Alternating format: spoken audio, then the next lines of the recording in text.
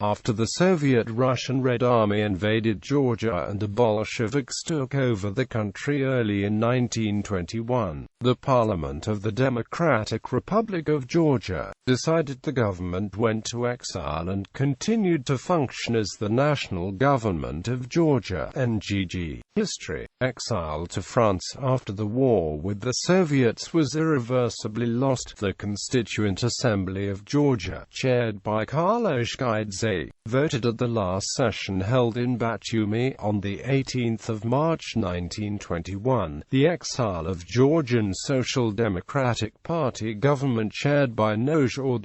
On the same day, the members of the government, several deputies of the Constituent Assembly of Georgia, a few military officers and the families went aboard the ship Ernest Renan and sailed first to Istanbul, Turkey, and then to France, whose government granted the Georgian émigré political asylum. 1924 Uprising preparation. Using Georgian state funds, the government bought a 5-ha domain surrounding a small castle in Louville-sur-Orge, a small town located near Paris. Louville was declared an official residence of the government in exile. Although the émigré experienced a permanent shortage of money, Jordania's government maintained close contacts with the still popular Georgian Social Democratic Party and other anti-Soviet organizations in Georgia, and thus presented a certain nuisance value for the Soviet authorities.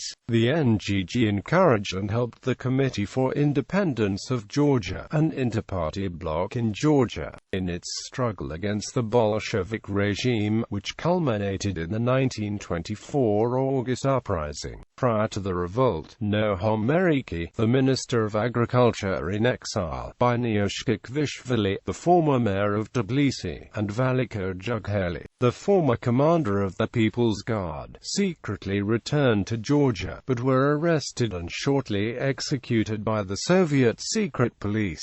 Checker. International attention to Georgia. The NGG attempted on numerous occasions to bring Georgian affairs to international attention. Several memoranda urging for the support of the Georgian independence cause were sent to the British, French, and Italian governments as well as the League of Nations, which adopted 2 resolutions in 1922 and 1924 in support of Georgia's sovereignty. Generally, though, the world largely neglected the violent Soviet takeover of Georgia. On the 27th of March 1921, the exiled Georgian leadership issued an appeal from their temporary offices in Istanbul to all socialist parties and workers' organizations of the world, protesting against the invasion of Georgia.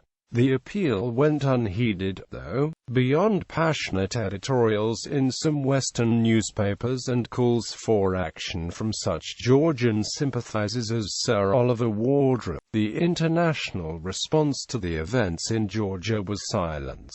Death of Carlos Ghidze and No Ramashvili. The hopes of the Georgian émigré that the great powers intended to help had begun to vanish. A heavy loss was sustained by the Georgian émigré when Carlos Ghidze committed suicide in 1926 and No Ramashvili, the most energetic Georgian émigré politician and president of the first government of Democratic Republic of Georgia, was assassinated by a Bolshevik spy in 1930.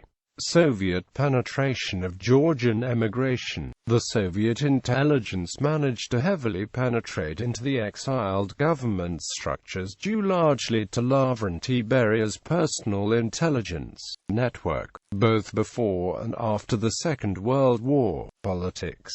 Diplomatic recognition. With the emigration of Jordania's government and the establishment of the Georgian SSR, the question of recognition arose for the foreign states that had de jure recognized the independence of Georgia before the Soviet takeover. Some countries, particularly Liberia and Mexico, recognized the DRG when its government was already in exile on the 28th of March 1921 and the 12th of May 1922. 1921, respectively. The NGG continued to be recognized for some time as the legitimate government of Georgia by Belgium, the United Kingdom, France and Poland. The NGG was able to maintain a legation in Paris until 1933. 1953–1954 Evgeny Gegechko